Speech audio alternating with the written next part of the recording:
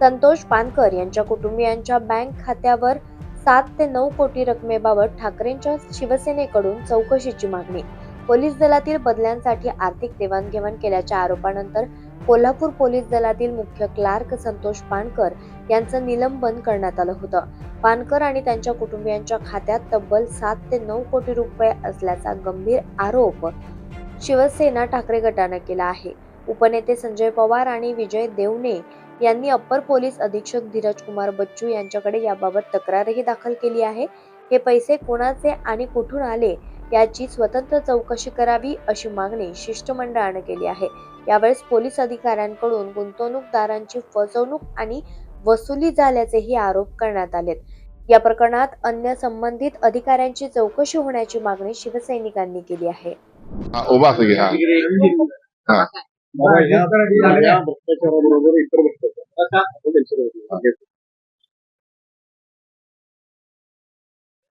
कोल्हापूर जिल्ह्यामध्ये गेल्या अनेक वर्षापासून प्रत्येक डिपार्टमेंटमध्ये मोठ्या प्रमाणात भ्रष्टाचार सुरू आहे.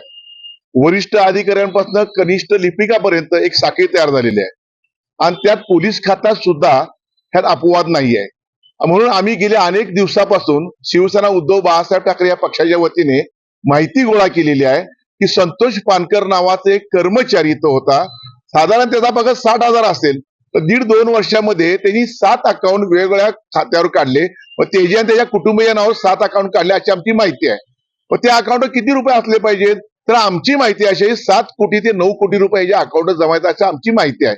त्या माहिती संदर्भात तुम्ही चौकशी करा आणि चौकशी अंतिम जर सत्य असेल तर ते पैसे कुणाचे आहेत, ते व्हाईट पैसे आहेत का ब्लॅक पैसे आहेत की कुणी यांच्या ठेवायला दिले, ट्रान्झॅक्शन कुणावर झाले, हा सगळा तपास जर केला तर गेली अनेक वर्षापासून कोल्हापूर जिल्ह्यामध्ये कोट्यावधी रुपयाचे आर्थिक घोटाळे झालेले आहेत आणि सगळा तपास जो तो शाहूपुरी पोलीस स्टेशनच्या हद्दीमध्ये होतोय.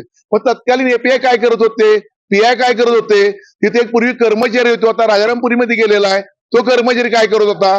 बरं, गुन्हेगारांना आरोपीच्या पिंजऱ्यात उभा करा, परंतु तुम्ही गुंतवणूकदार जे आहे त्या गुंतवणूक आणून तुम्ही त्यांच्याबद्दल काय वागणूक दिली, काय त्यांच्याने वसुली केली, काय त्यांना न्याय दिला आणि या सगळ्याचा वापर केल्यानंतर उच्च न्यायालयाने आज आपल्या पोलीस खात्यावर ताशेरे ओढलेले आहेत. वरिष्ठ अधिकाऱ्यांनी सांगितलं तुम्ही अफिडेव्हिट द्या, तुमचा तपास कच्चा आहे. तपास कच्चा राहिला कसा, किती वर्ष तुम्ही तपास करताय आणि मग शिवाय पार्क मध्ये हॉटेल कुणा नावावर होतं, कुणी चालवायला घेतलं, हा तपास पोलीस प्रशासनाने केल्यानंतर आम्हाला खात्री आहे की संतोष पानकर बरोबर कुणी व्यवहार केले, कुणाचे व्यवहार झाले, ह्या सगळ्या गोष्टीचा नक्की पर्दाफाश पडेल, बुरका फाडून जाईल. आणि म्हणून आम्ही आज संबंधित ऍडिशनल एसपी साहेब धीरज कुमार साहेबांना विनंती केल्या ह्या संतोष पानकर त्याची असलेल्या 7 अकाउंटवरची सगळ्या पैशाची चौकशी करा आणि संबंधित जर दोषी असतील तर त्याच्या कठोर कारवाई करा. तरच अशा 8-10 लोकांमुळे काही कनिष्ठ अधिकारी असतील, काही वरिष्ठ अधिकारी पूर्वीचे असतील किंवा आजही असतील, या लोकांचं पोलीस खातं जर बदनाम होणं असेल तर जिल्हा पोलीस प्रमुख प्रामाणिकपणे काम करतायत, कर्तव्यदक्ष आहेत. ऍडिशनल एसपी त्याच पद्धतीने प्रामाणिकपणे काम करतायत, कर्तव्यदक्ष आहेत. तरच तुमच्या पोलीस खात्यावर विश्वास वाढेल, अन्यथा पोलीस खात्यावरचा विश्वास राहणार नाही. लोकनायक न्यूज